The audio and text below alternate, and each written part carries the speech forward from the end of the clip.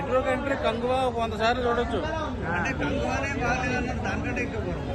అంత దరిద్రం ఉంది కాబట్టి బాగాలేదమ్మా. అది అన్న అంటే ఏంటి సూర్య గారికి మళ్ళీ ఫ్లాపా లేకపోతే ఇంట? మామూలు ఫ్లాప్ కాదు, పెద్ద ఫ్లాప్. మంచి డిజాస్టర్ పడింది సూర్యాన కెరీర్ లో. ఏమన్నా అసలు స్టోరీ ఏం లేదా?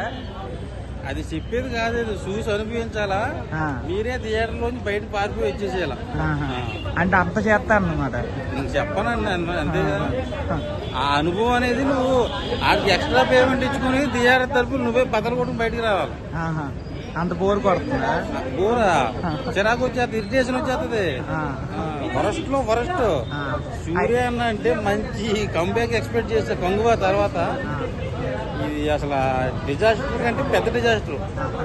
అయితే ఇప్పుడు హిట్ 3 ఈ రెండు రిలీజ్ అయ్యాయి కదా, ఈ రెండిట్లో జనాలు అనుకోవడం అయితే హిట్ 3 బ్లాక్ బస్టర్ అంటారండి. సో ఈ రెట్రో సినిమా అడ్డగోలుకి అట్టర్ఫ్లాప్ అయిపోయింది. పూజ ఎక్కే పరిస్థితి ఏంటన్నా? ఆ అమ్మాయి వచ్చిన కొన్ని సీన్స్ బాగున్నాయి, మిగిలిన కూడా ఎడ్జెస్ తెప్పించేసి ఏముంటది బస్సు. ఈడేమో ఫైటింగ్లు చేస్తాను అంటాడు, ఆ అమ్మాయి ఏమో ఏడుస్తా నువ్వు ఫైటింగ్కి వెళ్ళదు, ఆడిని కొట్టదు, మంచిగా ఉండి అంటది. ఏం చెప్పాలి, ఎన్ని సినిమాల్లో చూడలేదు అది. లక్కీ భాస్కర్లో ఓల్డ్ సినిమాలు తెలిసిందే కదా. Utter flop. ఈ సినిమాతో సూర్య అన్న మంచి ఫ్లాప్ మూట కట్టుకున్నాడు అన్నమాట. అది ఎప్పుడు పటాపంచలే ఇటుదారులు పోతాడు నాకు తెలీదు. సో ఆయన మంచి స్క్రిప్ట్ పెంచుకుని వస్తే తప్ప. ఎందుకు ఇలాంటి స్టోరీలు తీసుకున్నారంటే ఏం చెప్తారు ఆడియన్స్ పరంగా? ఎందుకు ఇలాంటి స్టోరీలు తీస్తున్నారంటే అంటే సినిమాలు ఆయన ఎంచుకోవడం, స్టోరీ డిస్కషన్ అని బాగానే ఉంటాయి అనుకుంటా. అవుట్పుట్ వచ్చేసరికి అట్లా పెడుతున్నాయి అంతే.